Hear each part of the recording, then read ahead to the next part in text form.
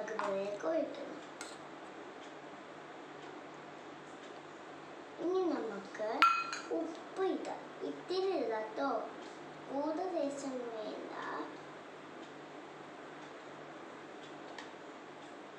ഇനി കുക്കുംബർ ഇടുമോ?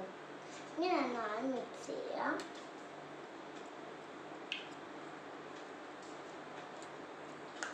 ഈ കുക്കുംബറിൽ നോക്കാം. അടിപൊളി. ഈ വീഡിയോ ഇഷ്ടപ്പെട്ടെങ്കിൽ ലൈക്ക് ചെയ്യുക, ഷെയർ ചെയ്യുക, സബ്സ്ക്രൈബ് ചെയ്യുക. Bye bye. Bye bye.